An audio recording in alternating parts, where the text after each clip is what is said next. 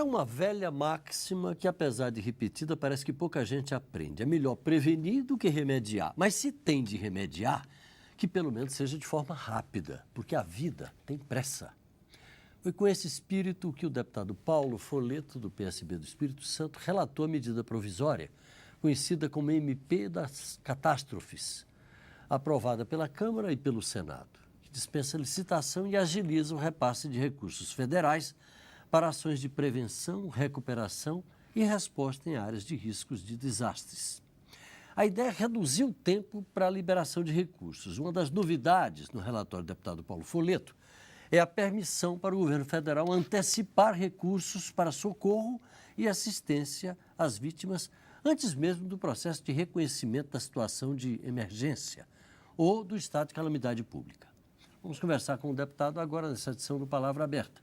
Eu sou Paulo José Cunha, Palavra Aberta é transmitido pela Rádio Câmara e pela TV Câmara. Deputado, parabéns pela aprovação pela Câmara e pelo Senado. Curioso que é um projeto que parece uma medida que parece tão óbvia. Demorou tanto. E demorou tanto, né? Às vezes é assim, né? As coisas mais simples, a própria máquina governamental é lenta, né? Não só o governo federal, mas aí isso vai até na ponta lá nos municípios. Nós temos uma gestão pública que foi criando empecilhos, um atrás do outro, para diminuir o nível de anormalidade administrativa. Vou dizer esse termo, mas claramente é corrupção, né? E para tentar qualificar melhor a gestão, nós não conseguimos isso. Esses são os dois grandes problemas do Brasil. Um país que tem na sua área, por ser um continente que, enquanto o Rio Grande do Sul está sob uma forte seca, lá no Amazonas, na região amazônica, tem uma enchente, como agora. Estou citando exemplo do que aconteceu agora, que inundou lá estados inteiros, como aconteceu no meu estado recentemente. Então, nossa área continental tem que obrigar um exercício muito grande da capacidade administrativa. Quando você tem má gestão e quando você tem corrupção associada, aí nós entramos nessa letargia que é a administração pública brasileira, que a gente luta tanto para melhorar, mas de vez em quando fica satisfeito. Eu fui muito gratificado quando fui, até meu partido agora nesse momento, puxando bem mais para a oposição, fui honrado com uma escolha para relatar a 631, fiquei muito feliz.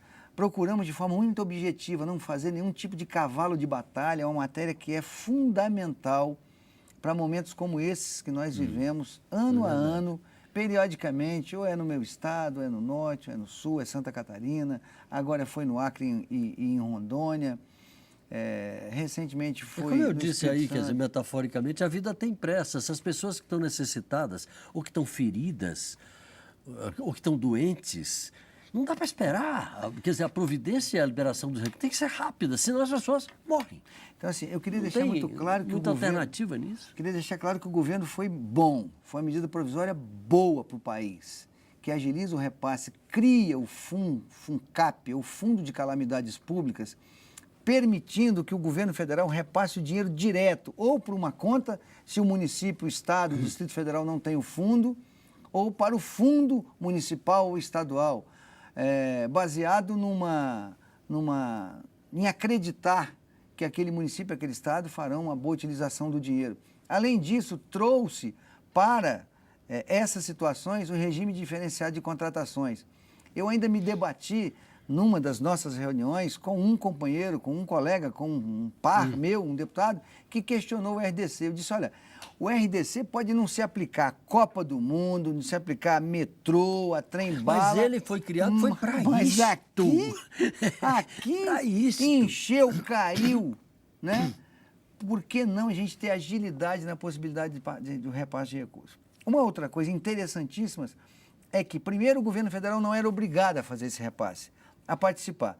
A desgrameira está lá no município, está lá no estado, o governo federal podia ou não. Era opção pessoal do governo federal, baseado na sua vontade política ou financeira.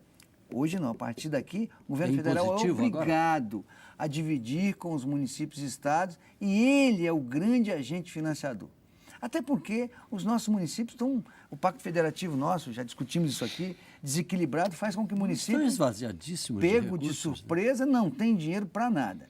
A resposta que é aquela situação extremamente emergencial, o colchão, a roupa de cama, a água, o abrigo, né, ele pode ser feito imediatamente. Já repassa o dinheiro, o município pode utilizar. Imagine você, essa foi uma observação que nós colocamos aqui através de emendas.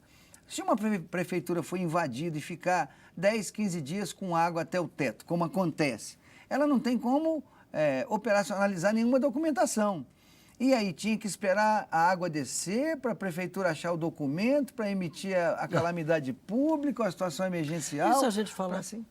A gente lembrar, por exemplo, situação de seca, né? Eu sou do Piauí, sou de uma região que frequentemente é atingida por essas calamidades. E a gente se lembra da demora para chegar os recursos, quando chegavam, quando eram desviados no caminho pela corrupção, como o senhor citou. Quer dizer, esse tipo de medida vai impedir que isso ocorra, deputado? Não, agora não tem mais essa necessidade. O recurso pode ser repassado diretamente fundo a fundo, com o RDC, um projeto de recuperação, né? Porque ou prevenção ou recuperação pode ser feito no regime diferenciado, quer dizer, uma mesma empresa apresenta o projeto básico, o recurso é repassado, depois ela traz o projeto detalhado e o projeto executivo juntos e aí faz a obra. É claro que os mecanismos de fiscalização estarão mais atentos ainda. E aí sim eu vejo que os mecanismos de fiscalização, os tribunais de contas, as ouvidorias e as secretarias de controle de cada órgão, quer seja Estado, quer seja município, precisam estar mais atentas. Mas olha só, nós temos tanta tramela, tanto quebra-mola, tanto mata-burro, uma lei vigiando a outra, e de que adiantou? Nós vivemos um momento onde a corrupção instaurou-se em todas as máquinas públicas, é todo dia. Eu estava outro dia brincando, antigamente a gente se surpreendia com uma manchete de primeira página de jornal onde se dizia que desviou 100 mil reais. Depois a gente se acostumou um pouco com isso e começou a dizer o seguinte, bom, não, passou para o milhão. E nós já vivemos a era do bilhão na corrupção. Então, a legislação não impediu isso. Então, essa medida veio agilizar e que os órgãos de fiscalização que estão mais modernos, que estão mais ágeis, sejam responsáveis. E quem roubou, quem desviou, quem mal geriu, que pague por isso dentro das formas legais. Mas outro dia, numa conversa com o poeta Tiago de Mello, ele dizia que 50 anos atrás, né, na época da Revolução, nós vivíamos a época do terror. E nós trocamos a época do terror pela época do fedor, que é a época da corrupção. Agora, não faz sentido, deputado, essa desconfiança, talvez, desse seu colega, desculpe, que a aplicação do RTC, ele talvez esteja se lembrando daquela época, quando eu falei da seca ou das enchentes, etc., que os recursos eram muito desviados nesses momentos. Sim.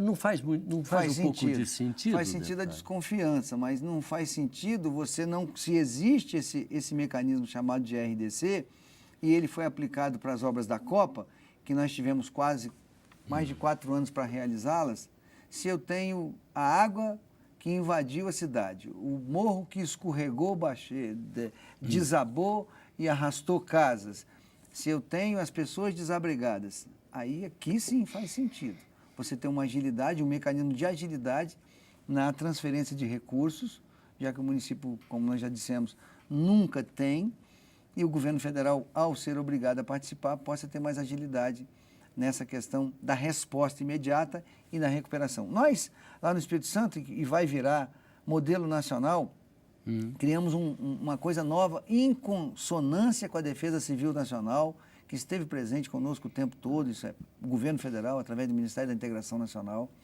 Nós, de forma muito ágil, o governo do Estado, e está aqui como emenda em função disso, os governos estaduais poderão auxiliar nos municípios com até 50 mil habitantes na formulação de todos os projetos de recuperação, prevenção e recuperação. Tá? Então, poderão estar lá, ter gasto com isso que está respaldado na lei. Antigamente não havia esse mecanismo, o município tinha que se virar. Então, um município pequeno, com 10, 15, 20 mil habitantes, ou com 2, 3 mil habitantes, como esse país tem muitos municípios, não tem nenhuma estrutura.